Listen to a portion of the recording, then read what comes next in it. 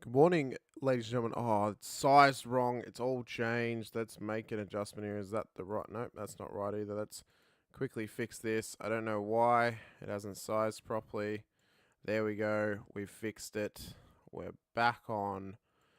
Welcome, ladies and gentlemen, to episode 4 of season 2 of Beyond the Apex here on the V8 Veterans YouTube channel. I'm your host, as always, Hamish Munro, here bringing you all the latest news for iRacing and for the V8 Veterans as well. Of course, this past weekend, we've had round number 9 of the Veterans for season 18. We're coming up on the final round for for this season, and then eventually we'll be back at prequal and back in for season 19, coming into season 2 of 2024. So this morning, I guess we can paint a picture for you here about what I would like to talk about, and then obviously anything else that comes into the chat or anything else you guys may want me to chat about, we can chat about as well. Obviously, it's the morning of the Bathurst 12 hour. I plan on getting up at 5:30 to watch it.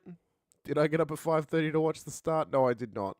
But I've been up for like the last 2 hours, watching the last hour and 3/4, and already saw the car that I was allocated off a random wheel spin between me and my mates had a spin. So that was fun. Got ribbed for that a little bit. But what we're going to be talking about here this morning is, of course, the newest updates will be coming into iRacing next season. They have now officially been announced as to what is coming in, and it has been confirmed that we are getting rain. There's also a couple more details coming in as well, including a split of the road license into 2 separate licenses, and then also some finer details of what tracks we're getting, what cars we're getting, etc., etc. So we'll run through all of that this morning. We'll go through who I think has the I think, best opportunity going into the final round to win each championship for Split 1, Split 2 and Split 3, who also might be in contention for the top 3 finishes to get that automatic promotion up to another split. And then we'll also currently run through who's in places in Split 2 to stay in Split 2 next season and be a lock, and then also who's in the current places to stay in Split 1 as well. But yeah, that's what's going to be coming up this morning. I'm already surviving off my 1 cup of coffee for this morning, but it's iRacing has finally given us something that we've been asking for so long, to give us rain, finally. One thing, though, and I'll kind of go into it a little bit more when we actually talk about the details of it, is so many people have been asking for rain, but probably the majority of people who've been asking for rain are going to be the ones that actually struggle in the rain. So it's going to be quite funny to see that play out. Also great to have Will Munro and Jim Capronis in the chat as well. Great to have you guys here. Great to have you guys supporting the show. If you missed the episode last time out, go check it out after today's episode. It was episode 3, 2 weeks ago. It was the first morning show for Beyond the Apex. Me and my father William had a good chat about iRacing, about sim racing, and about, among other things, how the league's going and stuff like that. So we will quickly run down the details here of... We'll start with the iRacing development update for February of 2024. So, hello iRacers. There's a lot of ground to cover in this development update, including our upcoming Build a Strong Start to 2024 special event schedule and future projects. So, we can see here the Tempest weather system is ready for release, and you will be racing in the rain in March. So that means that we are definitely getting our rain in the next update, because the next update, I'll just move my camera a little bit here. The next update is coming out at the end of February, right? We have got 3 weeks left, or 2 weeks come Tuesday, until week 13. It's then week 13, and then we have our new update, giving us rain, finally, not for everything. There was a little bit of confusion about when the rain comes out, what it might be, and there was a lot of discussion in the Discord specifically of vets possibly running rain. And it's then been explained to some people, but if you are still a little bit confused, or you don't necessarily know how this works, so the way that this Tempest weather system is going to work and the way that it's going to be released is quite simple, actually. It's going to be released by car class. So what that means is not every single car is going to have rain when it first releases. Not every single car will ever get rain on iRacing. None of the legacy cars will ever get rain. I would hazard a guess. Some of the current cars will not get rain either. But basically how they're going to be doing it is the rollout is happening for the car classes that the rookies run, but not for the rookie series. So obviously you don't want to be throwing rookies into rain. So the MX-5, the Formula V, and the Formula 1600 will all be getting rain. And what that means is, so the higher class version of those events, so the C-class versions of those events for the MX-5 Cup, the Formula Vs and the Formula Ford or Formula 1600 will be getting rain. What we're also getting is the 8.6s are also getting rain. And I do believe there are a couple others in the D class, possibly the Clio Cup, possibly the likes of the Carrera Cup could be getting it as well. What's not likely to get it, though, is like the Mustang FR500. Pretty much any older car that's in iRacing is not very likely to get it. One of the big things that is getting it, though, in D-Class is the Ferrari Challenge. So the Ferrari 296 GT3 car which also means that the rest of the GTs are also getting rain. You can actually see on this, the GTs are getting rain, right? Which also means the likes of the GTPs, the LMP2s, the LMP3s, likely the GT4s, are also going to get rain, because the reason that they would do this is the GT3s and prototypes and etc., all sports cars, are the most popular form of racing on iRacing outside of oval. This is the most popular road class of car racing. It is the most popular. More people than ever. I mean, look at the numbers here, just for the 24 hour of Daytona alone. 18,575 drivers, 15,952 unique drivers. So that means that there are some, 3,000 or 2,500 odd drivers did more than one 24 hour of Daytona, which is absolutely insane.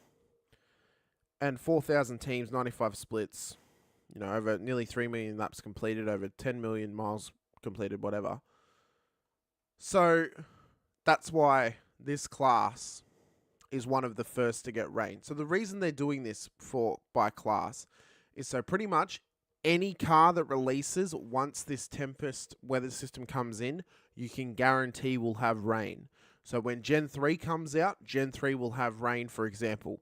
They're also doing this because they're always updating the GT3. So when the long-awaited updated McLaren GT3 car comes in, when the Corvette and the Mustang GT3 cars come in, they will have rain from the get-go. You will not have to wait for them to implement rain on those cars. And it's one of the reasons why they've actually taken so long to set this up, right? One of the reasons why it has taken so long to get this weather system implemented is they wanted to, number one, perfect it and get it so it wasn't broken, but they also wanted it so their plug-and-play system of, we're going to put in a new car, all we have to do is put in this line of code, and they have rain. So it also means that every car will have a unique experience in the rain instead of just an overall experience in rain. The way that I kind of compare this to is games like Forza or Gran Turismo or even Formula One. It is a more widespread style of rain management and style of handling in the rain. This is going to be, every single car will have a unique experience. Every single car will have a unique handling model. Jim, they have given us some indication of when Gen 3 will come out. Nothing confirmed as of yet, but they have given us some indication. They've pretty much said it will be this year. It's not going to be Season 2. I would say more than likely it's going to be Season 3, based on the fact that they would want the car released in time for the Bathurst 1000. Other than that, it will be Season 4, pretty much. So, just to catch up on some of the comments as well. Umano is saying RLR in the rain sucks. People will soon realise how uncomfortable it is. Leave the rain for other leagues. Jesse McMenamin saying, good morning. I'm more worried about my potato computer handling it. And I guess one of the reasons that they would have also taken so long is so then the game is still accessible, the sim is still accessible to anyone and everyone and everyone, or everyone and anyone. So they likely would have done this so then rain doesn't hurt your computer too much. But it will still use a lot of RAM, most likely. Woman was saying windscreen fog, wipers get light on windscreens at speed, spray dirty water, keen to do a week 13 in the rain, but needs to be at least 300 Ks. Yeah, Jim Cameron saying, I find oval racing boring as batshit. Well, you, my friend, need to go experience the Arca Menards in Class D of oval racing. It is an experience for sure. One of the big things as well happening this weekend is the official Daytona 500, which happens all week. They're running, I think, about 4 sessions per day for the 500. So if you guys are of Class C and Oval and you have the Next Gen Cup car, you can go and experience that. Great excuse to pin someone if it was caused by water. So there have been some things in here regarding Gen 3 and stuff like that, but we'll continue on through. So Another one of the so you can see here, this is in the Formula F 1600. So these cars are getting it as well. So yeah, I mean they've called it a truly landmark build for the service, and they're going through. It's an experience unlike anything else in simulation racing, and it may take some time for iRacers to properly acclimate to the feature, which is exactly right. And you can see here the GTPs running around in the rain. So once again, that's confirmed for them. And the reason they've done this is it'll also mean that every single track will have rain. But if you're racing, so for example, right, the Class D production car challenge, right, has GR86, which will have rain, the Mustang FR500, which will not, the Clio, which I think will have rain, and the MX-5, which definitely has rain. The production car challenge races will not have rain because it has cars in it. It's like the handling model, like the new handling model. It has cars in it that do not have the capabilities of driving in rain on the surface. So, for example, if you're driving in a multi-class race and there's cars with the new damage model and cars with the old damage model, the cars with the new damage model revert back to their previous build where they had the old damage model, to accommodate for the cars that don't have the new damage model. It'll be the same for rain. So it means that you could race in that race and know full well you're not going to get rain at any point and not have to worry about planning ahead for it. Kind of talking about the points that have been made in Discord for vets to go to rain. So there was confusion, obviously, about going forward, what would rain be like for vets. We don't have to worry about rain at the moment because we're still on Gen 2. Gen 2 will not get rain. I know it might burst some people's bubbles. The current supercar build is no longer being updated. They are putting all of their focus into Gen 3. This build of the supercar will never get rain unless they ever backtrack it. So unless they ever make a Super 2 series in the officials and backtrack to add rain to that car, it will never get it. Daytona, yes, is 500 miles, 200 laps. 200 laps. So yeah, 500 miles. So yeah, so the Gen 2 car will never get rain. So it means that we don't have to worry about it in vets at the moment, whether we're going to be running dynamic weather. Because rain won't be a thing for us until we get Gen 3. Now, I think if you're going to run rain in Gen 3, you have to just set the weather to rain and have it so the practice sessions are in rain. Everyone can get used to the track in the wet and then not actually having to practice in the dry necessarily, but then have the race set to dynamic weather, but starting and so you know there's going to be rain at some point in the race, right? That's how you would have to run it. It would be too hard for people to practice at a track in the dry all week, get to race day, and it's pissing down with rain. It would be way too hard, and arguably it would mean people have actually wasted their time practicing in the dry. Because, as I mentioned, this is going to be a very unique experience, driving and racing in the rain on the sim. Only people, realistically, who've actually raced in real life in the rain will be able to tell us how realistic this is.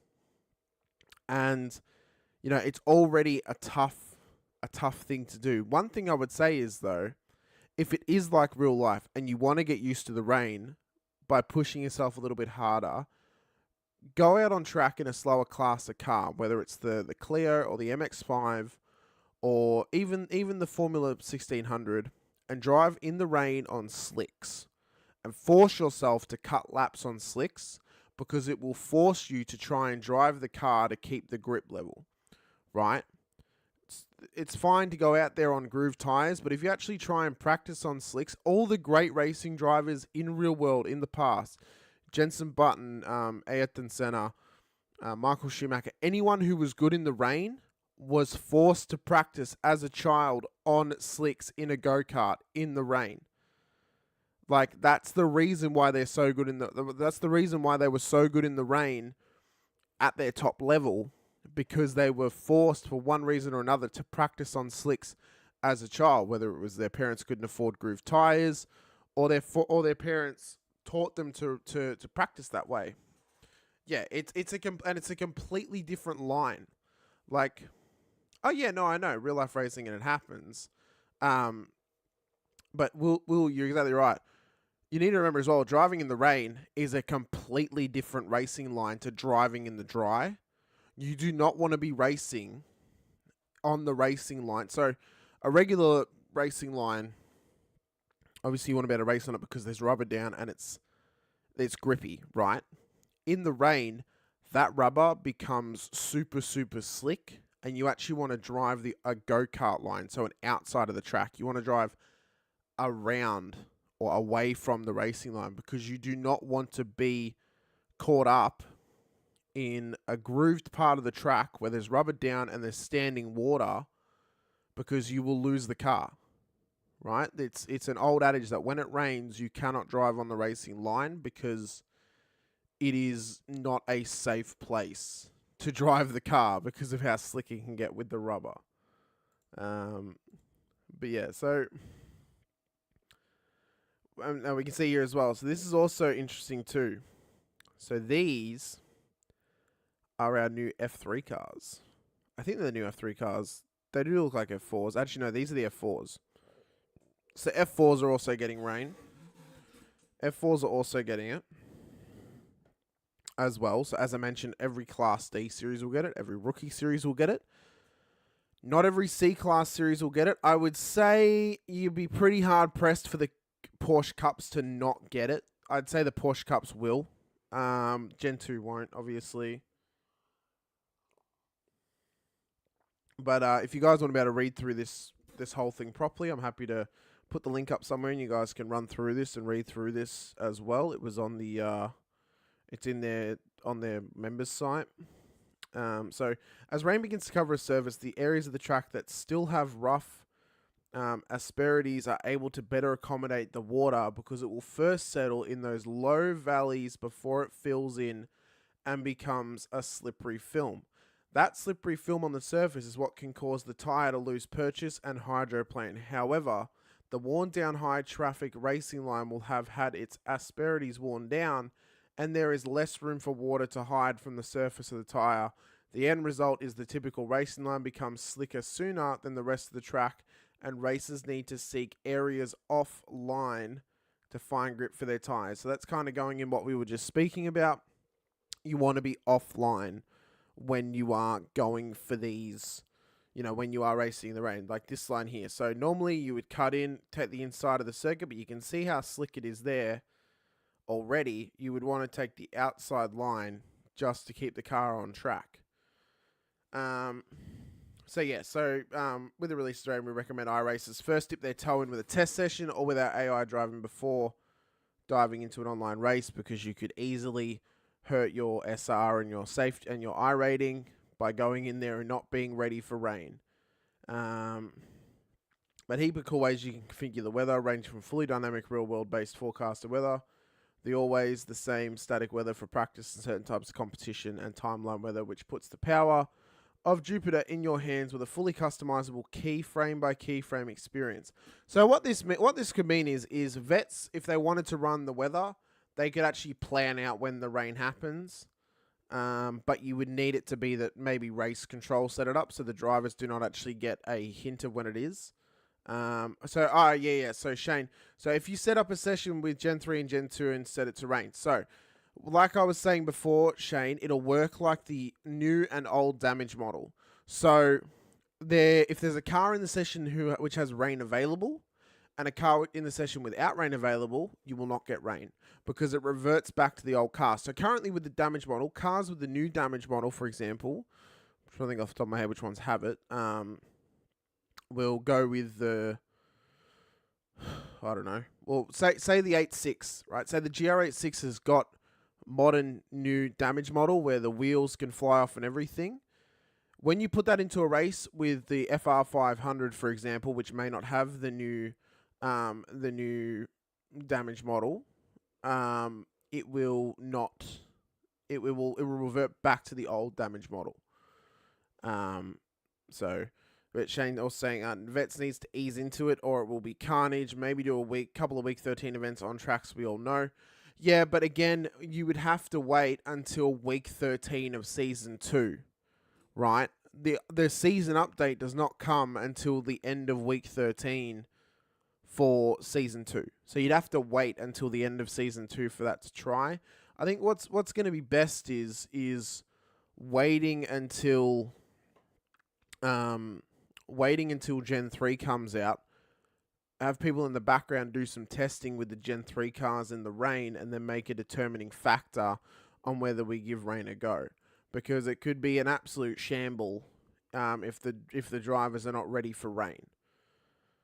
But you can also see here, you can see the weather pattern, the radar and stuff like that.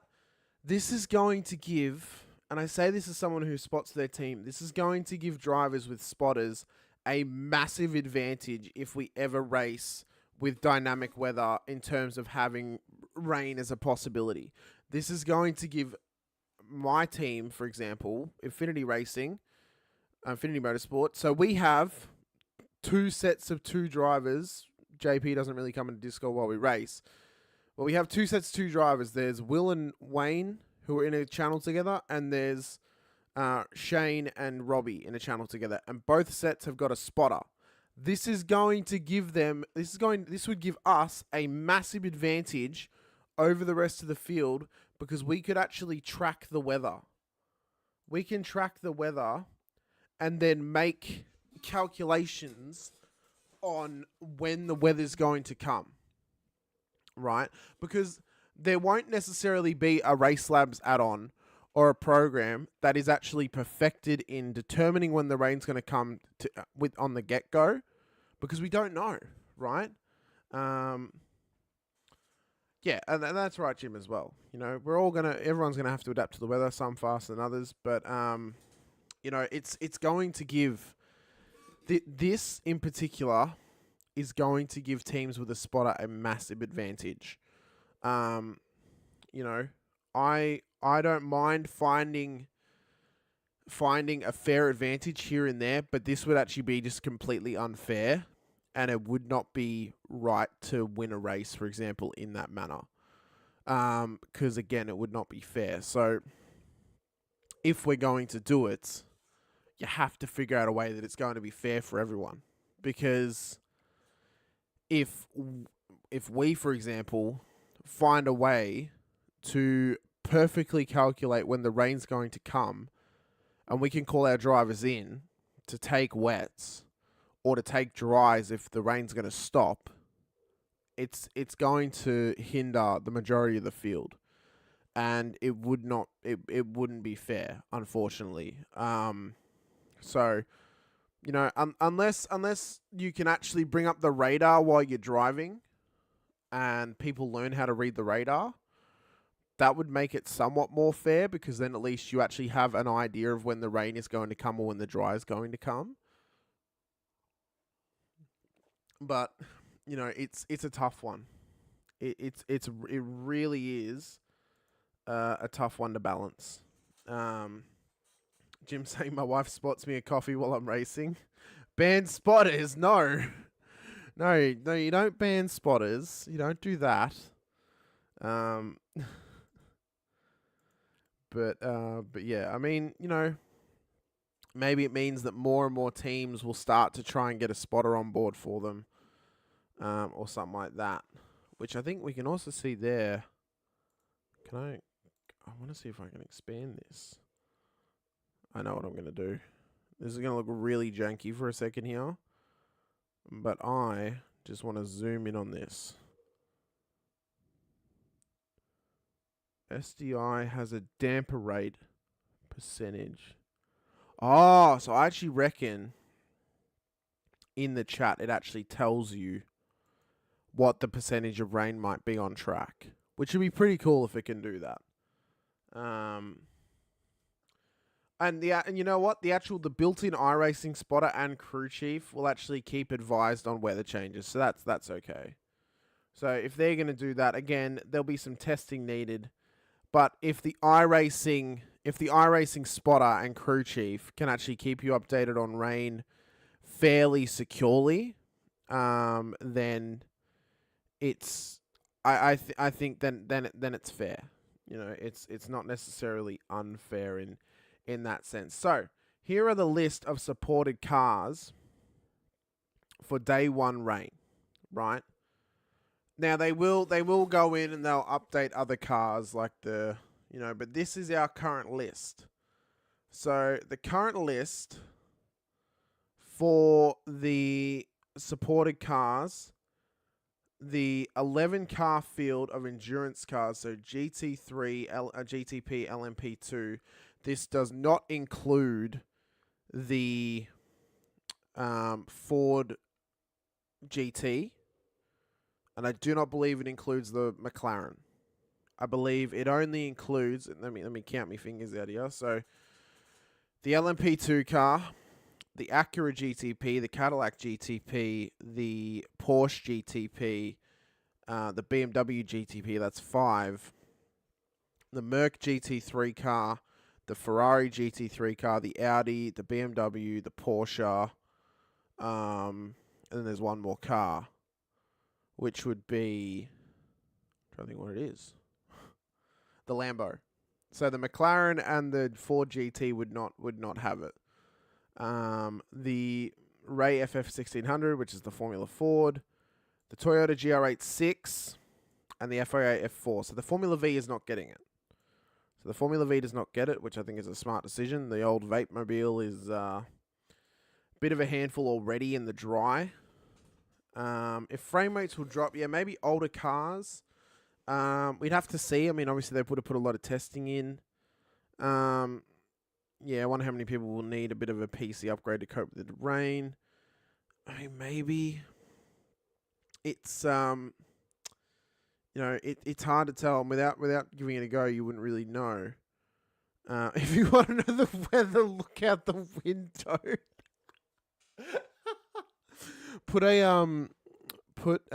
like a piece of paper just on the front of the car, in front of the windshield. If the paper's dry, it's not raining.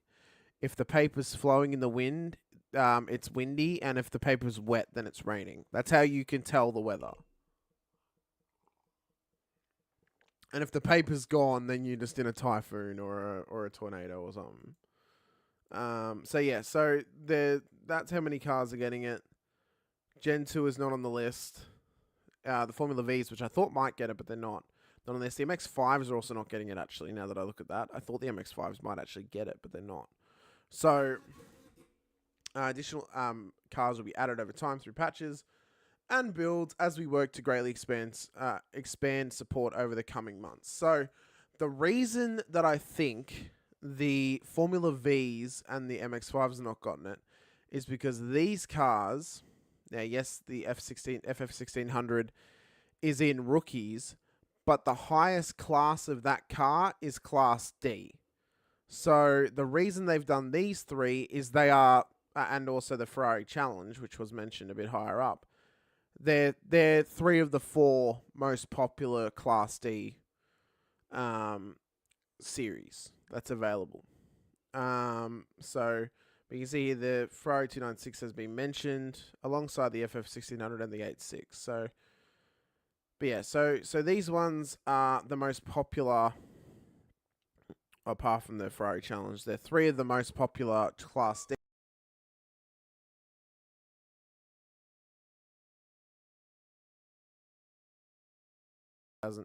There we go. Now we got it. Very, very sorry about that. I knocked it on my chest. So that is they're the cars that are getting it, right? They are the cars that are getting it. Vets will not have it. There will be other race series that will have it. And I believe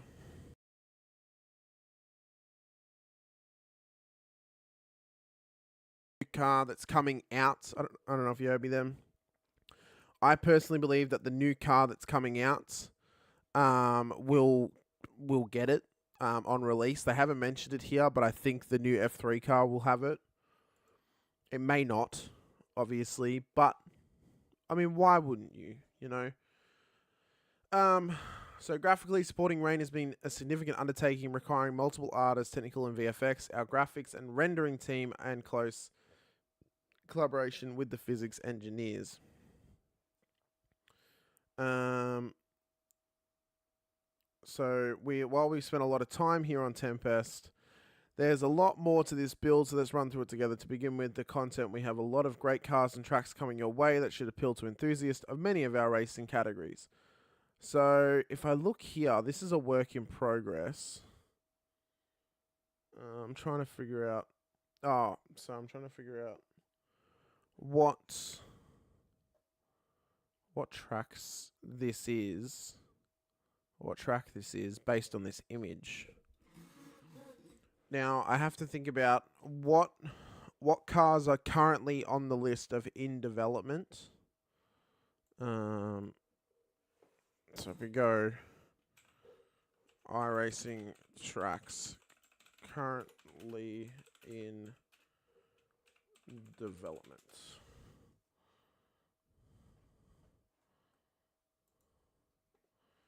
So if we scroll down,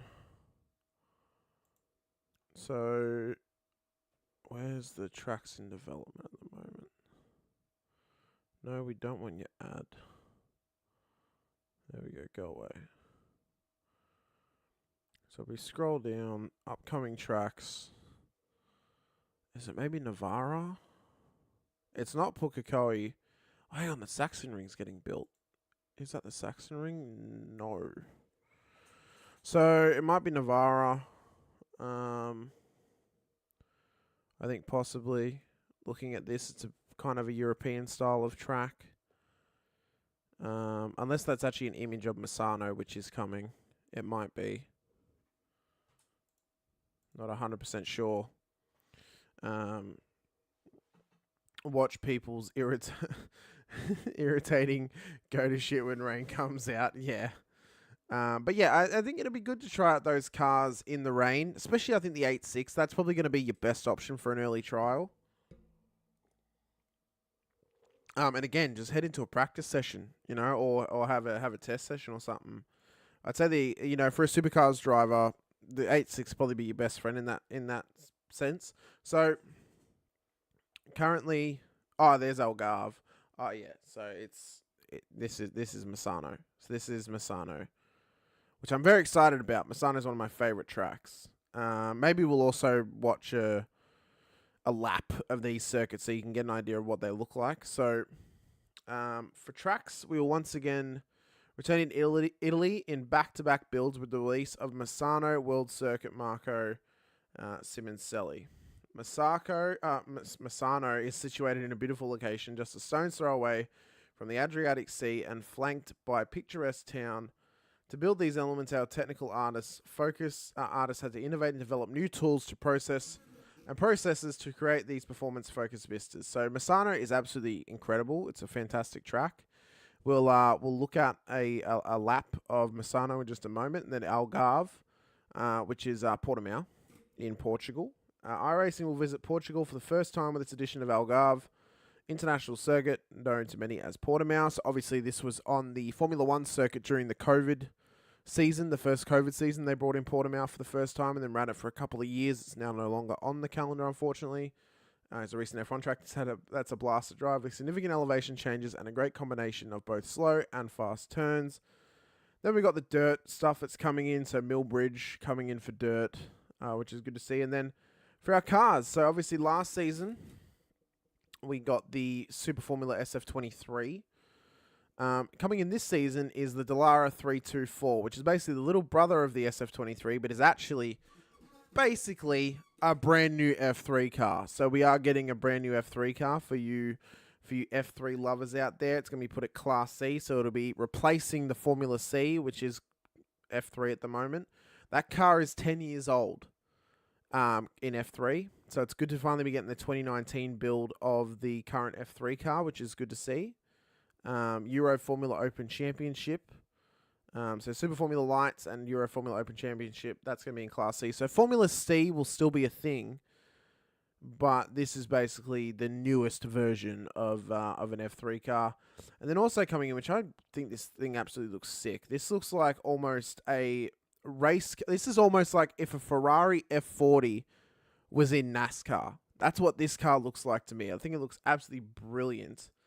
But this is a new dirt car. But this looks like it would be insane on a road oval or even a road course. It's been some time since we've added a new dirt car. We are really excited about the latest edition. The Dirt Micro Sprint will join the service and is well suited to some of our smaller dirt ovals. The car is an absolute blast to drive, a great way to learn dirt racing, and will have its own rookie series. It will also be provided to all iRacers for free. So you will actually be able to have a go at this car come the new build, and you could give it a go at any type of track. Doesn't just have to be, doesn't. iRating, not irritating. Sorry. I think this thing could be an absolute weapon if you want to give it a go at something that isn't even dirt. So I think it's going to be pretty cool. On the pavement side of oval racing, we're excited about our partnership with the SRX. And the addition of this great race car. So this is the SRX car, sorry. So we're positioned at D level and has both pavement and dirt tracks on its schedule. So this car is for Class D. The Micro Sprint is a different car, but this thing looks really sick. And if you can get it either for free, like if they give this out for free, or you just want to kind of dabble at dirt racing at a D class level, I think this thing looks absolutely wicked. So what's also coming in is more IndyCar stuff. So obviously IndyCar returned last year. And in collaboration with IndyCar, they will be updating the Dallara IR18 with modifications to the car model to bring it up to date to 2024.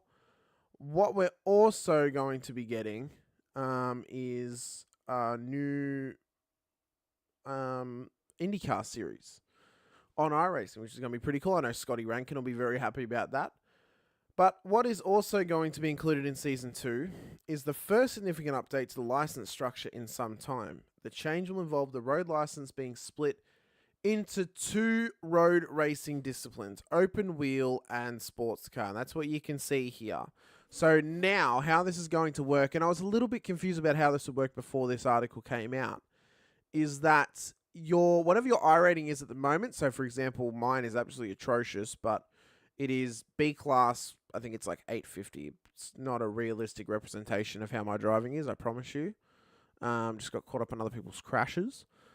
Basically, how it's going to work is my license come Season 2 will split. It'll go to 2 new licenses, road open wheel, road sports car. They'll both be B class 850 iRating, for example. So it'll basically copy and paste it and then change what cars is available for that license. So that's kind of the significant change coming into this next season. I have got an article here about it, but basically this is how it's going to work. So your iRating stays the same when you split across. One becomes sports cars, one becomes formula cars. So it's really going to help the laneways that I've spoken about in the past on what you might want to race in. And I spoke about this a couple of weeks ago, or last week, not this past week, but the week before, on my SRW TV IMSA broadcast with JP. JP's broadcasting has just come on with SRW. And we spoke about this, that, when you're coming into iRacing as a rookie, for example, it's best to pick a car type and stick to it when you're trying to get up the licenses up to A class and really start to learn the car. So, for example, open wheelers, you start out in Formula 1600 or Formula V, move your way up through the rank to Formula 3, to Formula 3.5, Formula Renault 2, and then up into Formula 1, for example. So what this is now going to do is going to give people a better option in terms of their laneway. You're going to be able to choose, well, do you want to go for open wheeler or do you want to go for sports car? And now you can race in one or the other and not affect your other license. So you might be really, really good at sports car racing and want to have a bit of a go in open wheelers. Well, now you can do it without worrying about your sports car license being affected by it, which I think is really cool. It's really cool that we're getting that. I'm not 100% sure if IndyCar will be included in the open wheeler license, but we'll have to wait and see. What also is coming is an update to the UI. So the UI will now also be changing. So one particular update that we're excited about, and is long overdue and improved initial experience for new iRacers. iRacing is a challenging product to get into, not only when it comes to the simulation itself, but also in regards to new users understanding what is expected of them.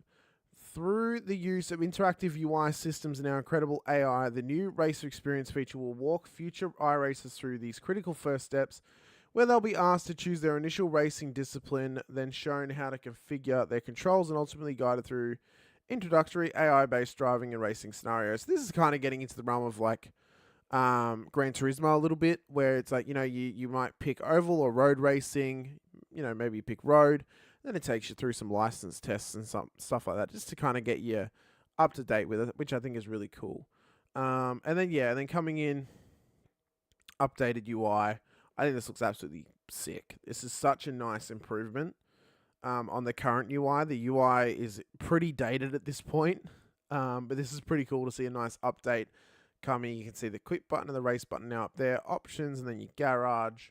This will be the weather radar if you're sitting in as a spotter.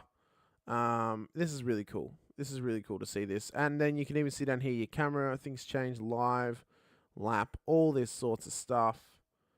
Changing of driver selections, that's pretty cool. And then also updating the actual overlays in game as well is pretty cool. It's cool to see for sure. And then what's this for? And then then the same design patterns getting implemented onto the UI as well. So the actual UI will also change. You can see here where all the licenses are. This looks really sick how they've changed this, and just a nice fresh update for the sim. Sebring and Daytona will also be now getting the 3D curbing, which is pretty cool to see. I'm trying to find where the Gen 3 stuff is so we can talk about that, because I know it's in here. There's a bit more rain for the 8.6s. That's around Sebring, actually. Oh, pretty cool. Where was it? I saw it too the other day when I read this for the first time, and now I can't find it. So also as well, we're we're going up in allowances for more cars, more different types of cars to be in a race.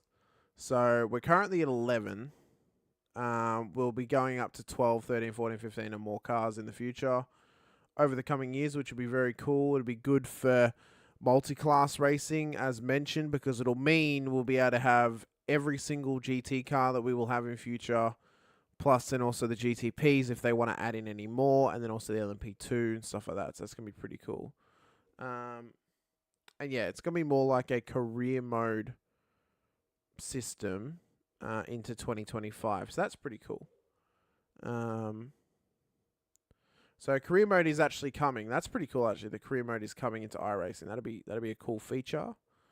So I look forward to seeing that as well.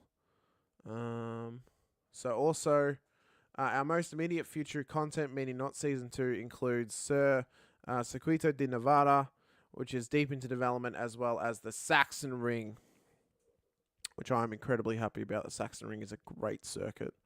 So cool to be getting in. And then Oswego Speedway is also pre-production. They're planning a trip to the UK where they'll scan 2 new for iRacing tracks in England. And they're also going to be updating Spa, which is pretty cool as well, that they're going to be doing that. So if I think about what tracks they don't have in iRacing that are in the UK, I can't even think what tracks they would be.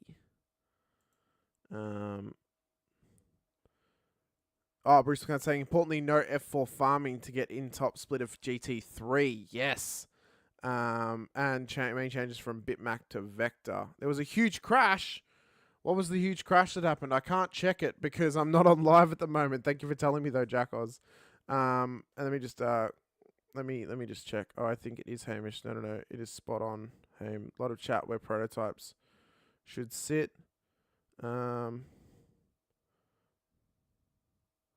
Oh no, because I wasn't checking the chat while I was talking. I don't know exactly what you were actually mentioning for this. I need to have the chat on the actual stream. That'll help me a lot. But yeah, it'll be cool to see no more farming of other things to get their licenses up.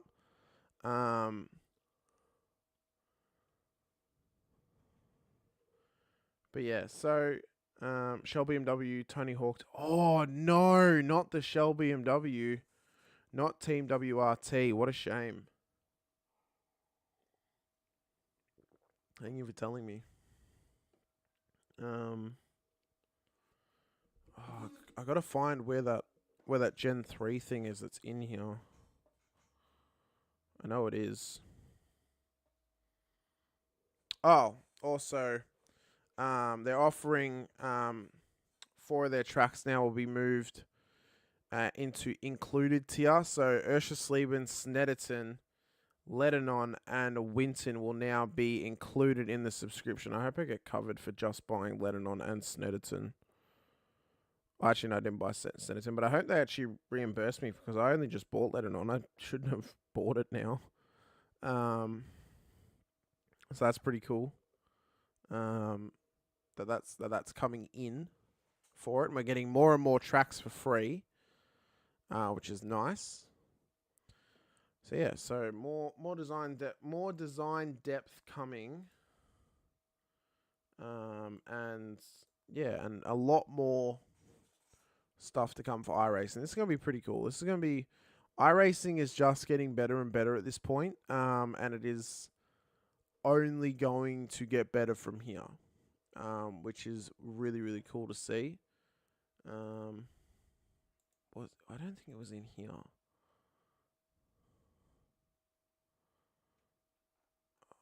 As if I can't find it now. when I was looking for it, so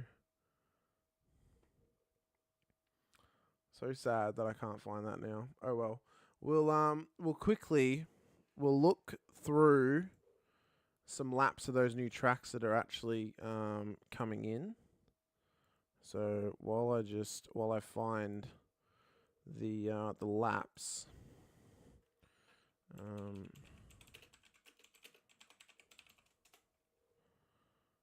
so if we look here, I want a GT car. That'll work. And the reason I'm not showing it on screen at the moment is I've got ads. So, whoop, go back to the start, and then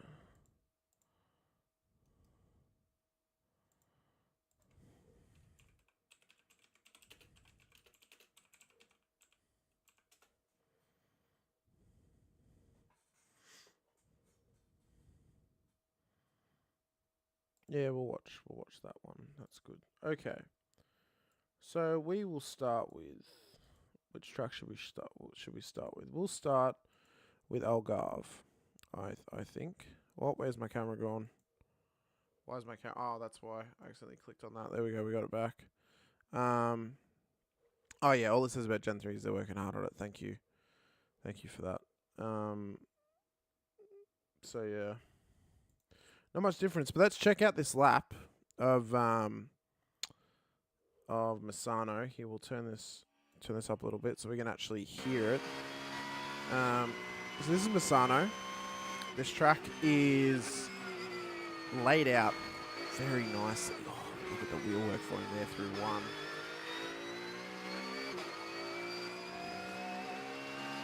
Yeah, I think this track's definitely going to offer up some challenges to the supercar drivers if we ever find this on the calendar. It's definitely suited to a more sports car type of car. But yeah, I think this is really going to offer us some nice challenges in terms of passing opportunity and really just maximizing your run through corners and stuff like that. I think that's what's ultimately going to be the challenge going forward. Of course, if you've never driven this track before, but you have games like Assetto Corsa Competizione, it is on there. It is also on the MotoGP games as well, so you could get a feel for it maybe on a bike. But I'd recommend if you have ACC, try it out on there, or even I think a regular Assetto Corsa, you should be able to find it on there too. So if you want to have a crack at it before it actually releases next season, then it is on those titles. If you want to try out this layout and this circuit as well, there are a couple of different layout options for this track. But yeah, I think it's It's going to offer up some good challenges to us. And I've been waiting for a long time for this track to come in. Yeah, that screenshot was definitely Misano. Now that I see that pit building. So yeah. It's pretty cool. Off. Very good, Bruce. You know what? Portimao, yes. I made an executive decision. Yes. Thank you, Bruce. Thank you. Hot off the press. Portimao, yes. Please. You know what? Off the back of that, give me this. Let's look at the Portimao lap. This track is absolutely brilliant. And again, it's going to give us some good challenges to the supercar because it is that Grand Prix style of track. How good is it going to be to finally have a Portuguese race circuit on iRacing? And this one is absolutely brilliant. And I know we haven't got like the likes of Aragon or Lebanon yet, but these tracks, both of these tracks are absolutely brilliant. Don't get me wrong, Barber's great, but these are just so much better. I'm not gonna lie. Like Misano is and even Portimao are so fun. They are so fun to drive, and they're gonna give us so many opportunities. This track especially is going to give us great opportunities for some battles and for overtakes as well. This is really going to be a great track for the lovers of on-track battles being displayed on a broadcast. And it's just going to be a fun track to drive, and it is a challenge. It's going to be so good. I absolutely love it.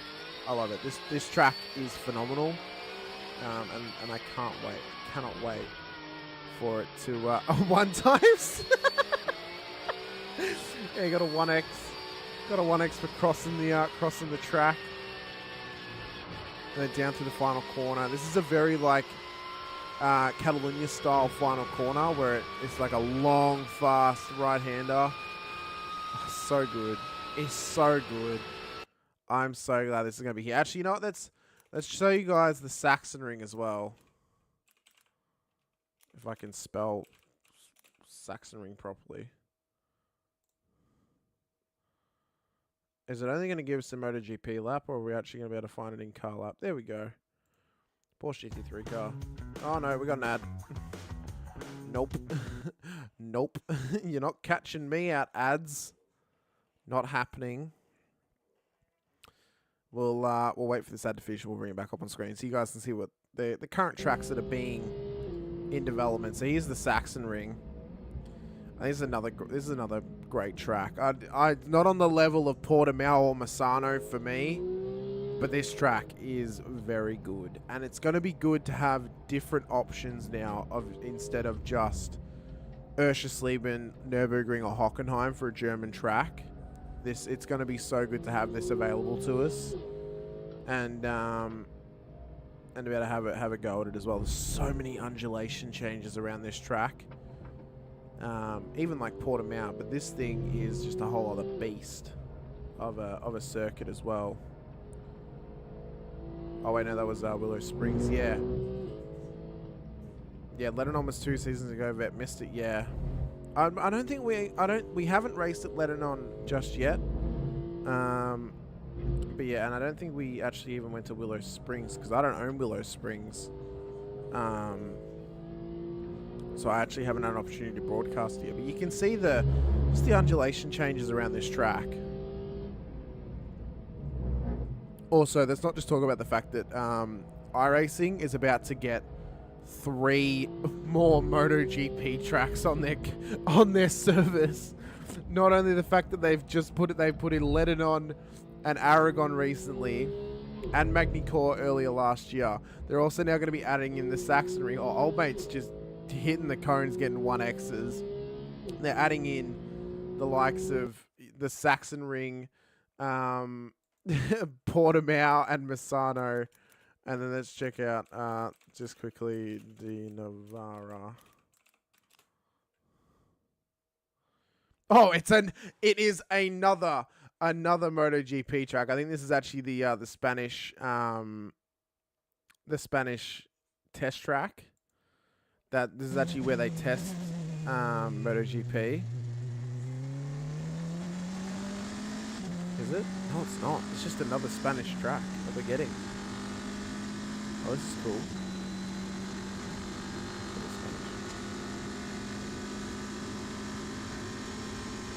It looks like it is.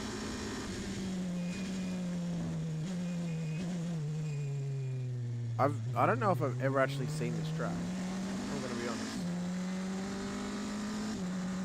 Oh no, didn't like that. Yeah, this track looks I've never really seen this track, I don't think. It looks cool.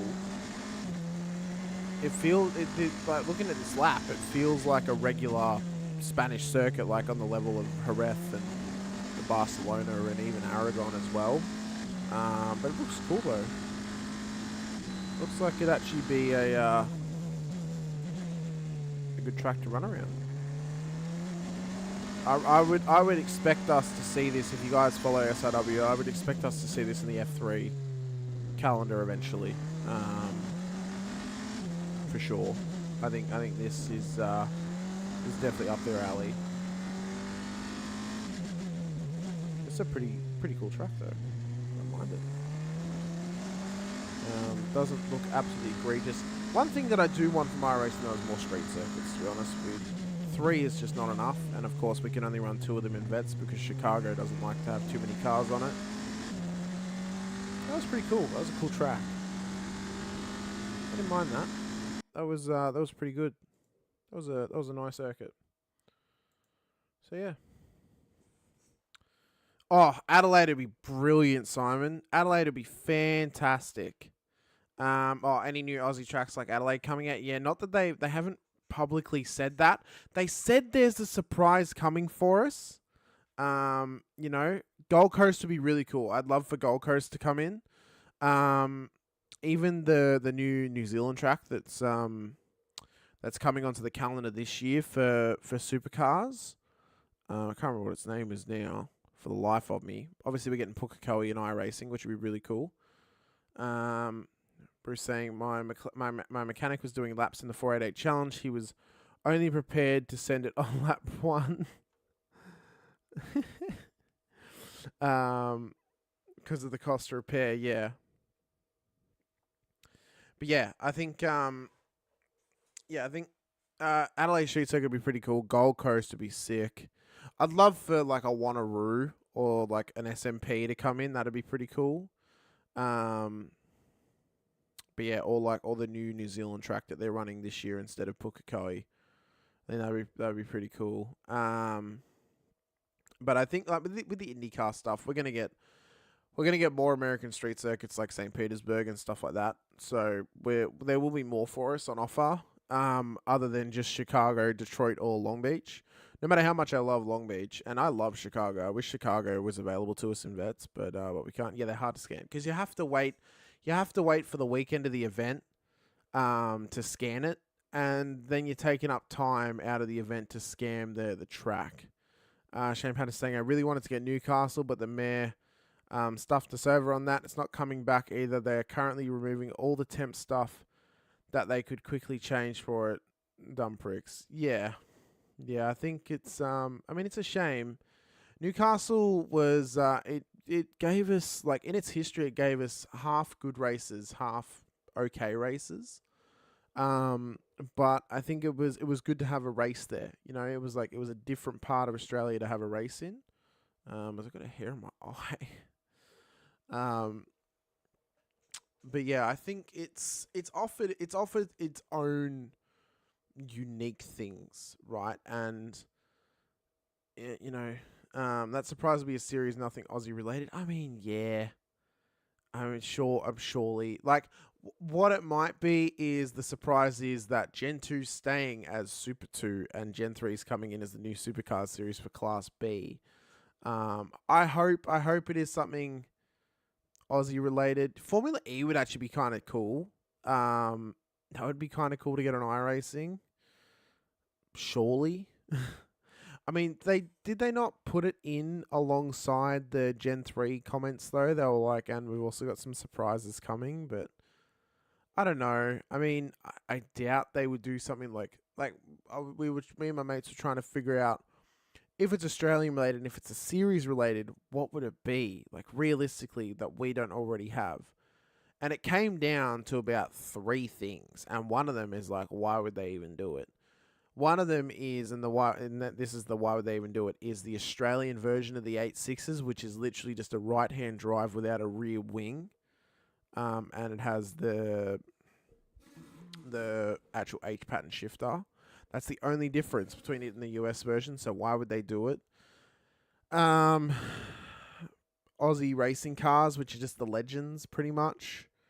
Again, why? And then Super Utes. It's not really popular enough to put into iRacing. Like, why would you have that? So, I don't know. But, yeah, I think, like, going back to street circuits, they have to wait for an event to be on for them to scan it. And the actual event organizers have to line it up with them to scan it too. So, it makes it hard.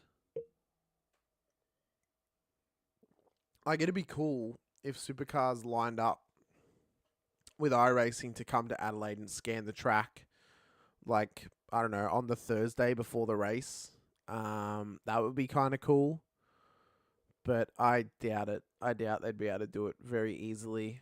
I don't think, like, we will never get a track like Monaco, for example, on iRacing because of the ties it has to Formula One. Maybe Macau, but again, I doubt it. But I think it'll be good when we can get more, like, separate sentence. Oh, okay, yeah, I got ya.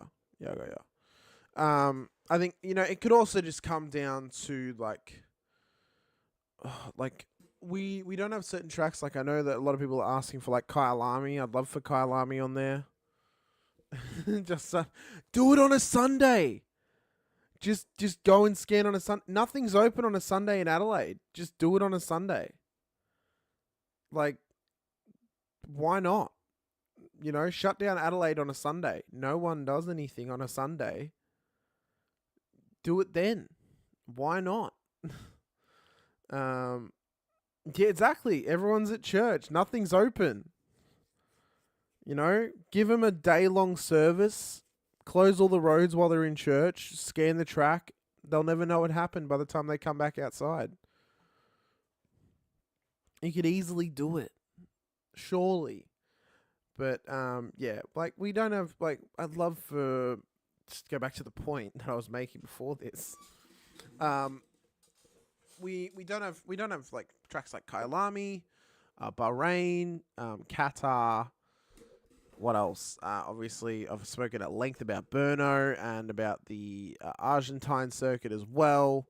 There's so many that we don't have yet, and there's so many more we're going to get as well. And yeah, I think the future's looking bright for iRacing. The future's looking good. It's looking more and more likely we're going to get some good circuits on offer for us. We're getting a lot more content now than ever. Obviously, the inclusion of the likes of like career mode and stuff like that's going to be pretty cool to see. Yeah, we're a little fish in. We are a the guy who scabs needs to be at church. Realistically speaking, Australian motorsport or Australian representation on iRacing is minuscule compared to the rest of the world. That is why there's a lot more support for the likes of sports car racing and oval racing and dirt racing, because America comes first for iRacing, then it's Europe, then it's Asia, and then it's us. So, we are like an ice cube in an ocean. We are minuscule and we just fit in, and eventually we just mold into what is on offer. It's pretty cool that we have so many Australian tracks already. Like, to have 4 tracks on the service from Australia, with obviously Pukekohe coming in, so then to have a 5th from this region of the world would be pretty cool. And the supercars be such a prominent series on the service as well is pretty special. So even though we don't have all the tracks that we want from Australia, we at least have good representation in terms of the series and actually having like we have more tracks in iRacing than Germany, for example. We have got more Australian tracks currently and coming up in iRacing than Germany does. Grafton Speedway. Is Grafton an Australian circuit? Oh, it's two. It's in New South Wales. Is that on iRacing? Go here. No, not that one. Is Grafton on iRacing?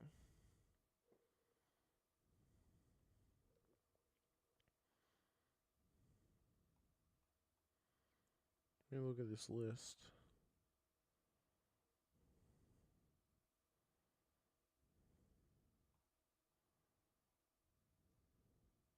No, it's not even on iRacing.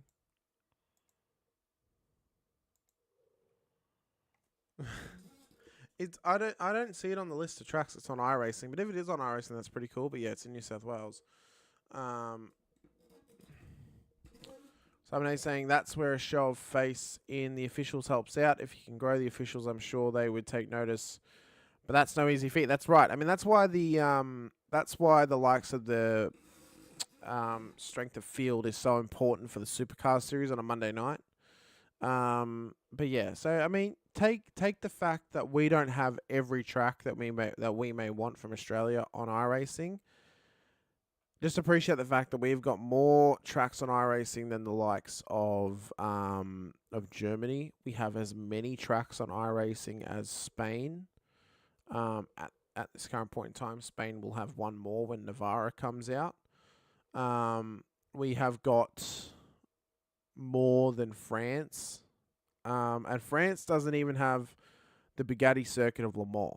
They only have the Le Sarthe. They don't even have the Bugatti circuit. They have got Magny Cours, and they don't have Paul Ricard. So they only have two tracks. France have only got two tracks on iRacing. We have more tracks than Canada on iRacing. They only have Mosport and Circuit de Gilles Villeneuve. We have more tracks on iRacing than all of South America. South America have got one track in Interlagos. That's like South America have only got one track. We have as many tracks as Japan. Japan has got 4 circuits on iRacing. They have Suzuka, Motegi, Fuji, and Tsukuba. Obviously, we don't really compare to the US. The US has got a ballistic amount of circuits. The UK as well has got heaps. There are heaps of tracks in the UK that is currently on iRacing. Like they have Silverstone, Brands Hatch, Snetterton, Alton Park, Donington. I'm interested to know what these 2 new UK tracks they're going to be scanning are. I'll have to have a look. Somebody saying, where's South America? South America is south of North America.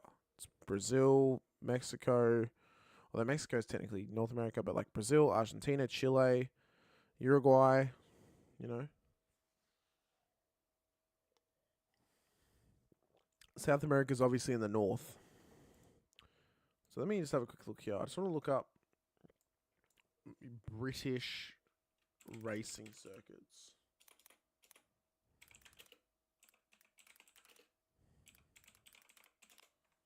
Because I just want to see what we don't have. We've got Knock Hill. I doubt it's going to be Goodwood. Cadwell Park. Maybe they're going to be getting Cadwell Park. Anglesey, Thruxton. Oh, Castle Combe would actually be sick. If they were to get Castle Combe, that would be absolutely sweet. Circuit of Wales, maybe. Melroy Park. Brooklands as well, although Brooklands no longer exists. So they couldn't really do that. Pembury, I don't think exists anymore. But Castle Combe would be pretty cool. A lot of testing happens at Castle Combe.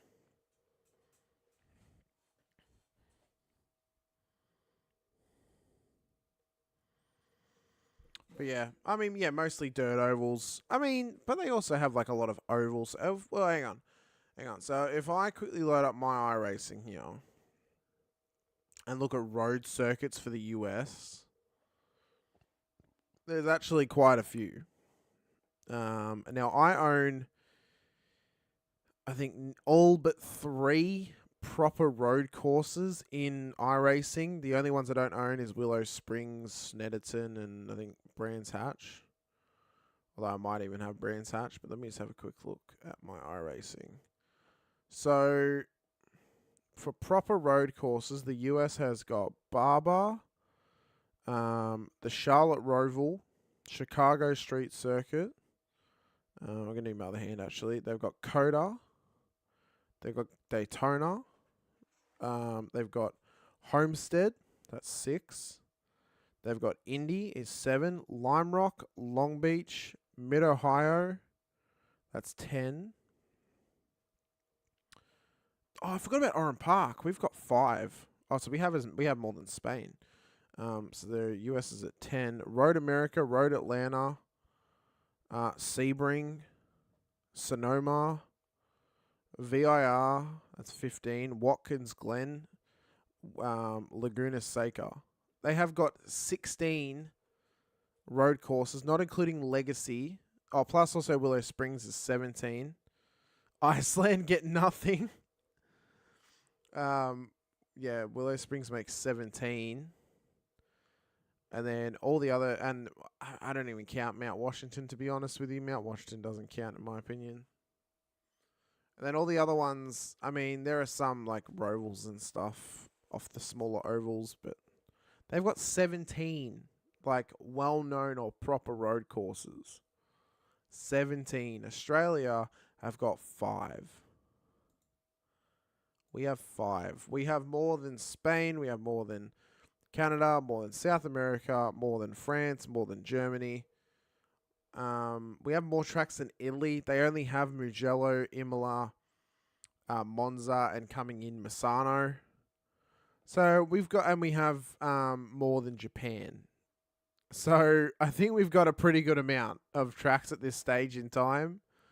For a singular country, we have the second most on all of iRacing. Like the only country that, we have the third most. The only 2 countries that have more than us is the UK and the US.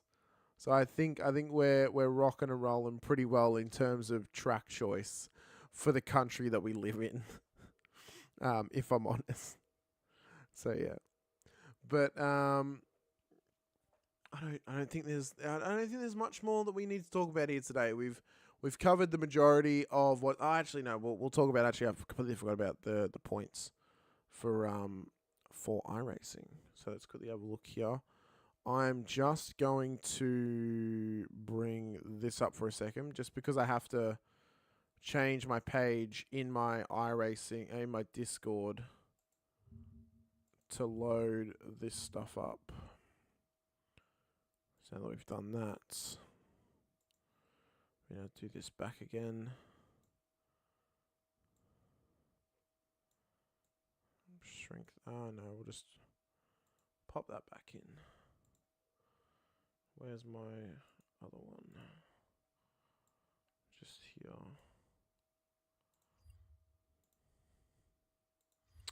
I know this is absolutely riveting content for everyone. I hope everyone has enjoyed the chat so far and the show. I know it's a little bit more of a just kind of a discussion based piece here today.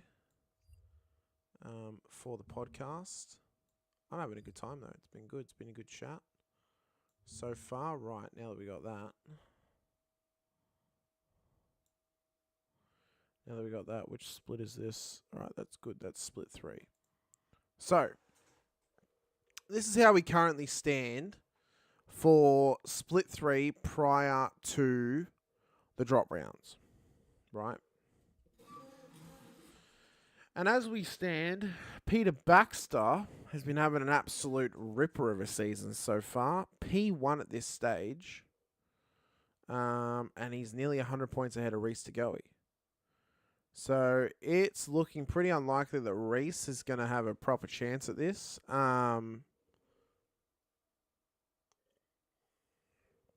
Unless Peter, although Peter's finished in the top 10 every single race up before this week. So this doesn't actually have this week's points in it. So I don't exactly know how it's going. Oh, they have race by race standings now. Oh, this makes life so much easier. So if we look at Pete's worst result of the season. Yeah, he's only dropping 162 unless he did worse this week.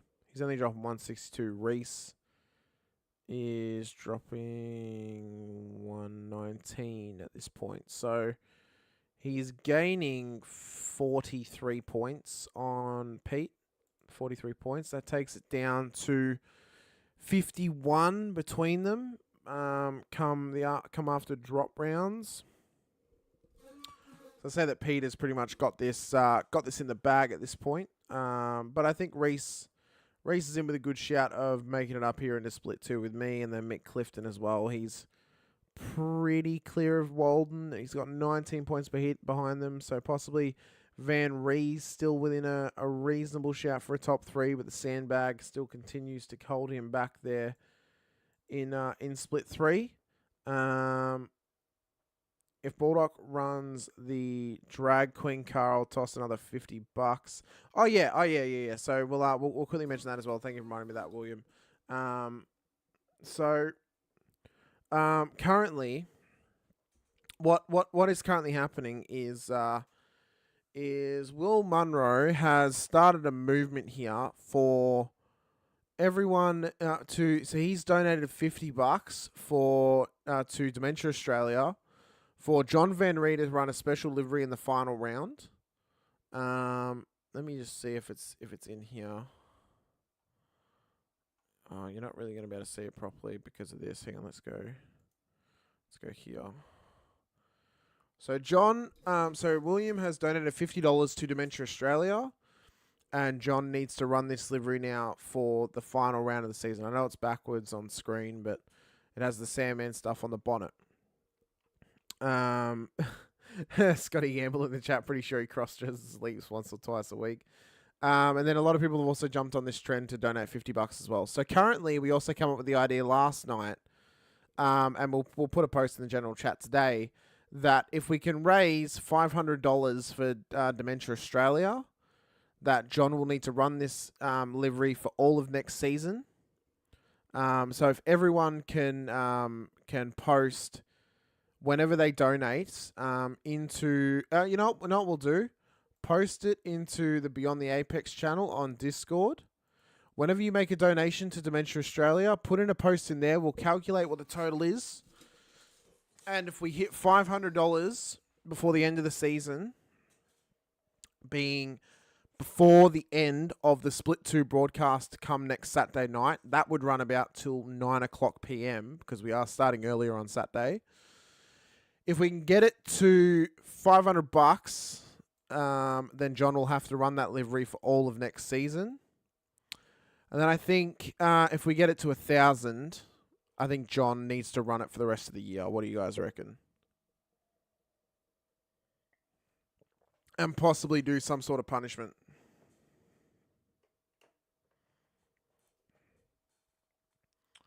Not donating until after next week, but you need to check with JVR on next season. Yeah, so we'll have the chat with John. We'll put a post in there. We'll see if he agrees to it. And yeah, if we can get it up to $500 before the end of the season. End of the season is next Saturday.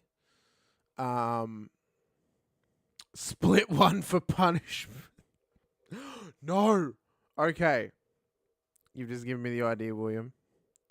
So if we get to $500 by next weekend, by next Saturday night, JVR has to run that livery for the rest of the season. If we get to 1,000, JVR gets automatic promotion into Split 2 for next season. How does that sound?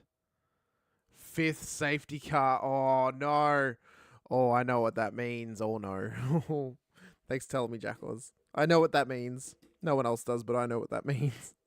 But, yeah, what do you guys reckon? Let me know what you reckon about that. We'll put a post up. We'll ask the question. We'll see if we can make it happen. I'm sure everyone will be willing to give up one spot. Oh, the rain is coming to the 12 hour. I need to wrap it up so we can keep an eye on it. But yeah. So let me know what you guys think. $500. JVR runs that livery for next season. $1,000. He also runs it in split too. What do we reckon? Do we think that's a fair challenge for everyone? Obviously, we need John to agree to it before we get into that. Well, if there's 144 vets, if everyone donates $5, that will take us up to the $500. If everyone donates $10, that'll get us to the 1,000. And he'd have to race in split too. We have to get him to agree. So I'll put a post up in the general chat after the show is done, asking the question, putting the challenge out there. In fact, I'll do it right now. I'll do it right now in front of everyone, although you can't really see it properly. At John Van Ree. Off the back of William's wonderful offer to donate $50 to Dementia Australia, I offer a challenge to the vets. If we raise $500 before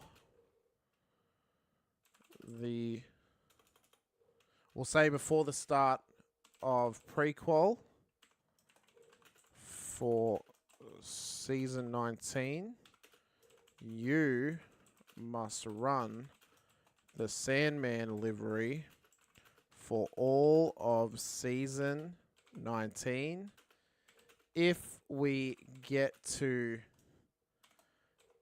$1,000 before pre-qual, you must do it in split 2, making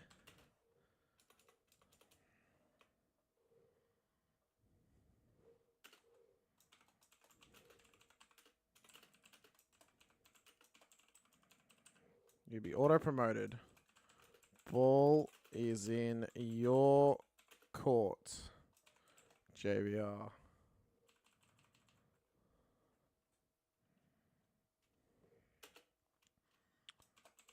Proof of donations to be put into the Beyond the Apex Discord channel with a live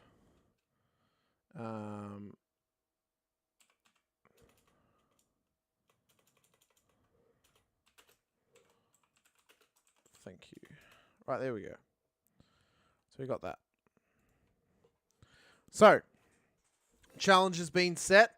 It's been put into the general chat. The ball is in JVR's hands. It's up to him whether he wants to accept the challenge that we have now put towards not only himself, but the rest of the vets. It would only take $10 from every single member to Dementia Australia to get him there. But until next time, ladies and gentlemen, thank you for joining me on Beyond the Apex. We have our ad roll coming at the end of the show. Appreciate your time. Appreciate you joining me once again here on the podcast. We'll see you guys for the final round of season 18. But until then, bye for now.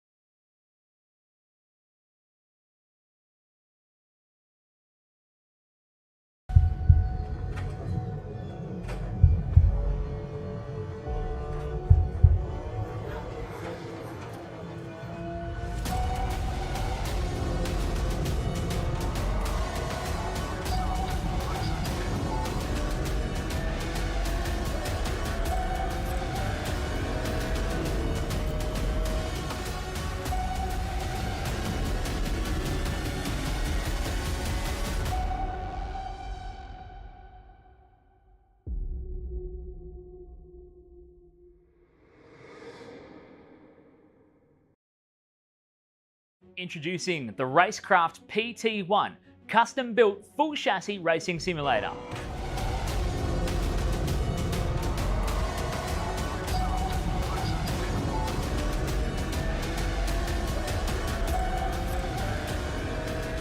The design project, codenamed The Cage, an 80/40 extrusion chassis sitting on top of a Sigma Integrale DK2 Plus 4-point full motion actuator system. No compromises in the cockpit of the PT1 simulator. To maximize the experience, we start with a 49-inch ultra-wide monitor for the greatest field of view in a small footprint of the simulator, down to the SimuCube wheelbase that's tucked up and behind the monitors with SimCore extensions to get things out of the driving area. Everything is connected to a Cube Controls GTX steering wheel with the built-in dash and all the extra button functions available at your fingertips. Driving through the Raceworks S1 pedals, the potentiometer throttle and the 2 hydraulic pedals for brake and clutch ensures you maximize the feel underfoot, and seating yourself into an OMP HTER bucket racing seat with OMP belts connected to a G-belt tensioner to provide that extra feeling and the heightened experience while you're driving. Additional interfaces and accessories in the PT1, we have twin butt kickers, one on either side of the OMP seat, as well as a Jinx sequential shifter, the SimPush Race Logic timer to the left-hand side, a Racecraft built-in WinSim kit with Philips Hue lighting and a built-in soundbar, plus the OMP side net to finish off the experience in the PT1. The Racecraft PT1, build number 1, the ultimate in sim racing experience, combining the best products in the market with the passionate, no compromise approach that goes beyond racing simulation.